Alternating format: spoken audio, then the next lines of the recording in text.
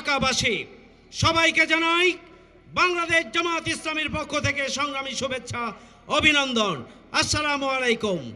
সংগ্রামী ভাই বন্ধুগণ, 73% মানুষ পিআর পদ্ধতির মাধ্যমে নির্বাচন চায়।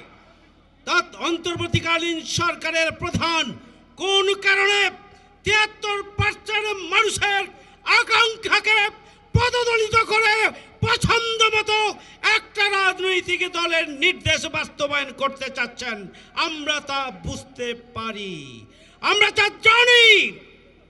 সংগ্রামী ভাইরা আমার, জুলাই সনদের মাধ্যমে আইনগত ভিত্তি দিয়েই আগামী দিনে জাতীয় নির্বাচন দিতে হবে।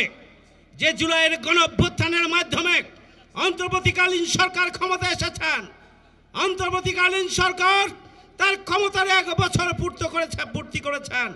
সেই অন্তর্বর্তীকালীন সরকার জুলাই সনদ, জুলাই ঘোষণাপত্রের আইনগত ভিত্তি যদি না দেন, তাহলে অন্তর্বর্তীকালীন সরকারই অবৈধ সরকার হিসাবে এদেশের জনগণের কাছে বিবেচিত হবে। সংগ্রামী ভাইয়ের আমার, যে যুগপৎ কর্মসূচি ঘোষণা হয়েছে, 3 দিনের কর্মসূচি, আজকে প্রথম দিন ঢাকা মহানগরীতে সমাবেশ, দ্বিতীয় দিন 19 তারিখ সারা বাংলাদেশের বিভাগীয় শহরে সমাবেশ এবং মিছিল হবে। 26 তারিখ উপজেলা এবং জেলায় জেলায় বিক্ষোভ মিছিল এবং সমাবেশ হবে। আমরা আন্দোলন সংগ্রামকে সফল করেই অন্তর্বর্তীকালীন সরকারকে জন আকাঙ্ক্ষা পূরণে 5 দফা দাবি আদায়ে বাধ্য করব আমরা ইনশাআল্লাহ।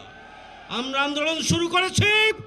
আন্দোলন কাকে বলে, কত প্রকার, কি কি, অন্তর্বর্তীকালীন সরকারকে হুঁশিয়ার করতে চাই, আমরা আপনাদের বাসভবন ঘেরাও করতেও দ্বিধাবোধ করব না।